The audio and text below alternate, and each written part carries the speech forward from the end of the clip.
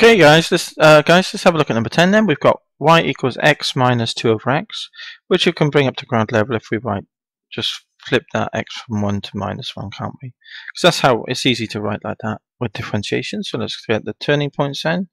Get the gradient function, divide the x goes to 1, use this part here, yeah? So it's plus 2x, the 1 less is minus 2, which we can write like this if we want to use it in that form. So let's put it down straight away. There we are, there's the gradient function. Let it equal 0. So when does that equal 0? That will equal 0 when 2 over x squared, move the 1 across the equals to minus 1. Move the x squared up now. So we get x squared with a minus is 2, times both sides by minus, and you get x squared is minus 2. So read from right to left, you get x squared is minus 2. Square root both sides. So you get x, so we're going to square root, you get x on the left, and that's square root of minus 2. No values. There's always a curveball in there somewhere, isn't there? But you can't, if you type that in a calculator, you get an error. So there's no real values, there's no turning points on this curve. So there's no turning points, there's no point at which, but we can still have a little go at sketching it. So I know it's an incidental, the sketching, but we might as well have a little look, shall we? Let's sketch in this. So let's go on to the next page. And we'll give ourselves some room to sketch it. So it was x minus 2 over x, wasn't it? So we've got x minus 2 over x, okay? And we're going to do a little sketch of that. I just need to make sure I'm not going to go outside my boundary. So we've got, this is y equals x minus 2 over x, yeah? So here's our, I'll get it right in a second. That we've got y equals x minus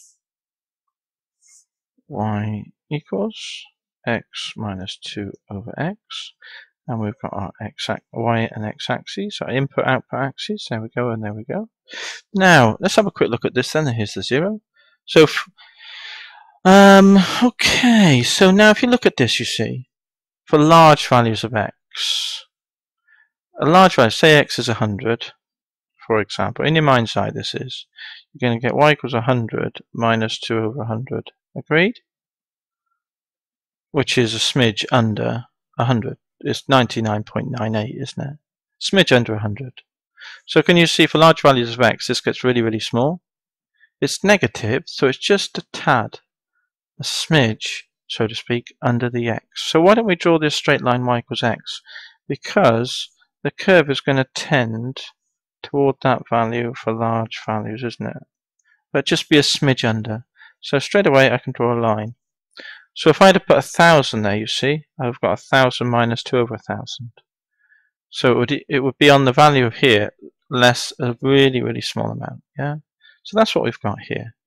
Now let's look at large negative, because this will get really, really small for large negative as well, won't it?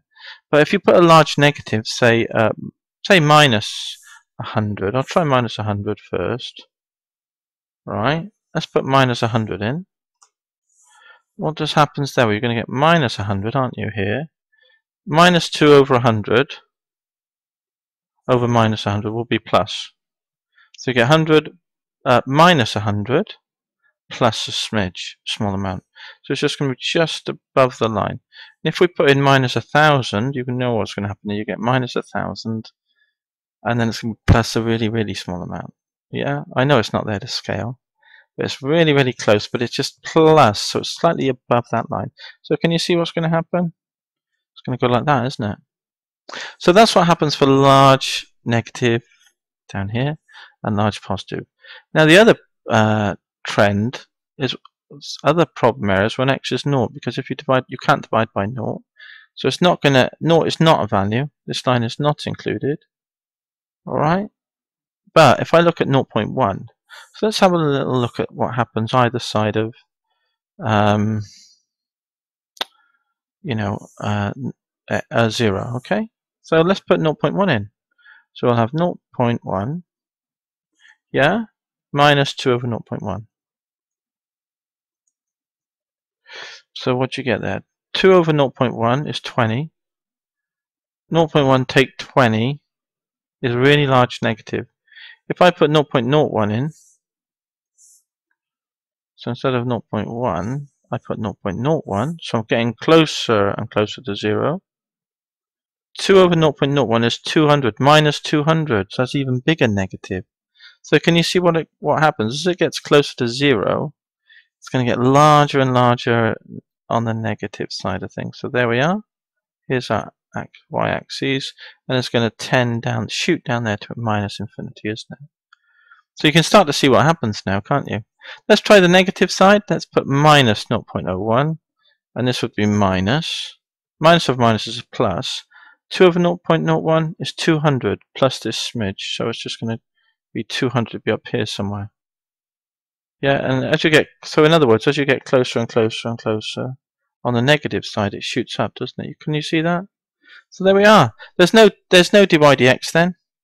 So let's just draw a curve there. We've got that, and then it comes down here, and it should go like that, shouldn't it? Something like that. That should be closer and closer and closer. Not. Let me just do it just quickly again, and we get this. It comes down here, and it gets closer and closer and closer. There we are. I'm happy with that. I'm okay with that. So this is y equals x minus 2 over x. Let's quickly tap in that function thing that we. Any website, just tap in graph plotting. You'll find loads of these sites, I think. So let's just type it in then. So what are we going to type in? X minus 2 over x and see what we get. Just to confirm what we've done. 2 divided by x. Return that. There we go. Let's take a bigger picture. Let's go, say, from minus 10 to 10. Let's have a look at that. See it? See how it's shooting off towards the line y equals x? That line is just like here. And see how it shoots up to infinity either side of 0. So there we are, and there's no point where it flattens out and dy dx is noticed there. So really, our question was done and dusted right at the outset, wasn't it? But we just had a look at this little bit of curve sketching here as well. Okay then, that's this question done. Let's go on to the next one. Good.